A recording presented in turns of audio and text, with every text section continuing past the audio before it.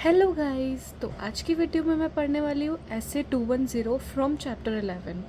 Video शुरू करने से पहले चैनल को सब्सक्राइब कर लेना अगर अभी तक नहीं किया है तो, और वीडियो को लाइक भी कर देना एंड अपने दोस्तों में शेयर कर देना। तो चलो शुरू करते हैं विदाउट डूइंग एनी बकबक। ऐसे 210 agreeing the terms of audit engagement. ऐसे 210 है एग्री करना टर्म्स ऑफ ऑडिट एंगेजमेंट।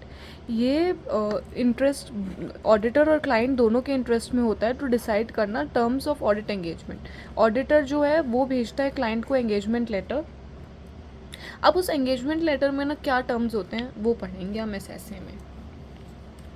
तो टर्म्स ऑफ ऑडिट एंगेजमेंट में क्या होता है? Responsibility of auditor and management, auditor की और मैनेजमेंट की responsibility, objective and scope of work of auditor, identification of FRF, reference to the expected form and content of audit report. The responsibility of auditor and management, objective and scope of work of auditor, identification of FRF, reference to the expected form and content of audit report.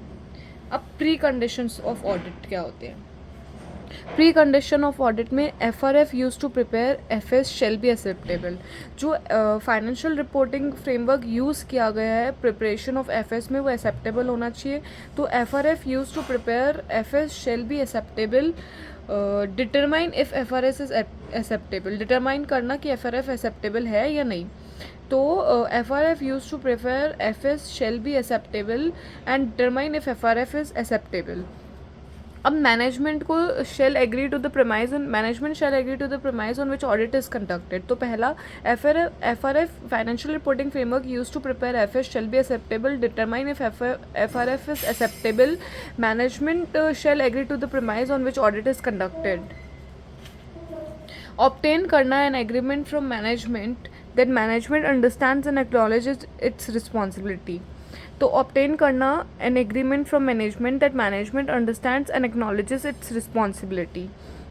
obtain an agreement from management that it understands and acknowledges its responsibility। अब management की responsibility क्या होती है? Prepare करना FS को as पर FRF, implement करना internal control so that FS are prepared free from material misstatement, implement करना internal control so that FS are prepared free from material misstatement. Provide करना ऑडिटर को with all the information access to people unrestricted persons and additional information as requested by auditor।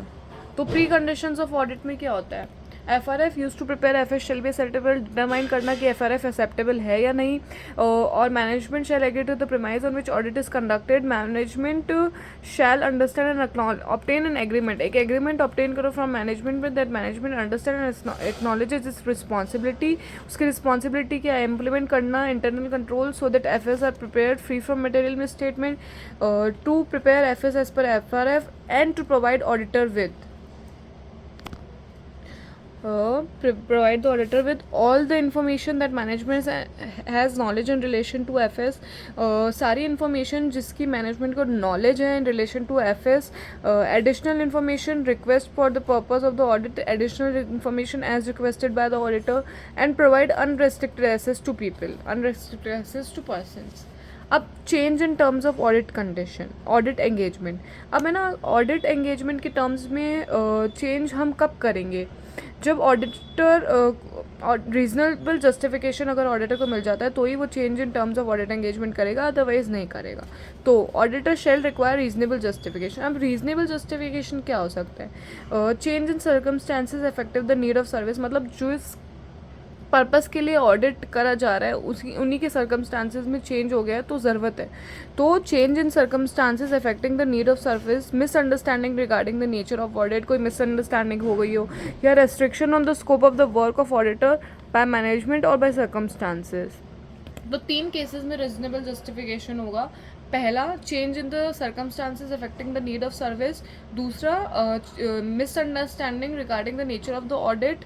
तीसरा, restriction on the scope of the work of the auditor by management और by circumstances. Auditor find the reasons justified तो change कर देगा वो terms of audit engagement. He shall give उसको कोई reference देने की ज़रूरत नहीं है ओरिजिनल एंगेजमेंट को या procedure performed in original engagement, क्योंकि फिर वो लोगों को कंफ्यूज करेगा, क्योंकि अब तो चेंज हो ही चुका है। तो जस्टिफाइड होगा तो हम चेंज कर देंगे और उसको रेफरेंस देना पड़ेगा ऑडिट एंगेजमेंट का, audit procedure perform in original engagement.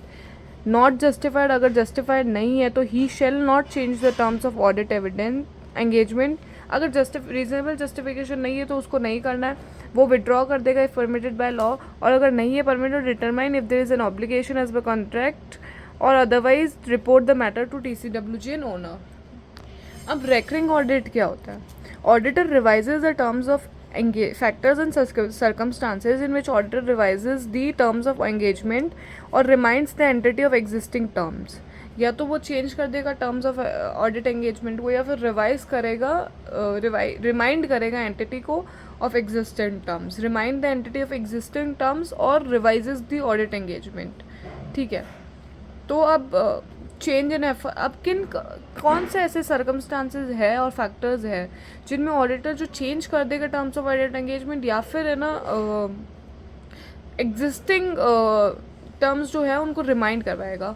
अगर फाइनेंशियल रिपोर्टिंग फ्रेमवर्क चेंज हो गया हो, और अगर कोई इंडिकेशन है that misunderstanding in entity regarding the object and scope of audit, object and scope of audit को लेकर कोई मिसअंडरस्टैंडिंग है, या फिर चेंज हो गया है FRF, या फिर change in ownership, nature and size और senior management, revised on special terms of engagement, change in reporting और रेगुलेटरी रिक्वायरमेंट. तो कितनी चीज़ों में, 5 चीज़ों में पहले तो चेंज पढ़ लेते हैं. Change in reporting and regulatory requirement, change in ownership, nature and size and senior management, change in FRF, indication of misunderstanding in entity regarding the object and scope of audit, और revised और special terms for the engagement. तो यहाँ हमारा ऐसे 210 complete हो चुका है. अगर आप अब एक बार ICAI मैट से रीड करोगे तो सब कुछ याद रह जाएगा. चैनल को सब्सक्राइब कर लेना, जितना हो सके शेयर कर लेना प्लीज़. Bye bye. जल्दी से 1000 सब्सक्राइबर्स करवा दो बस.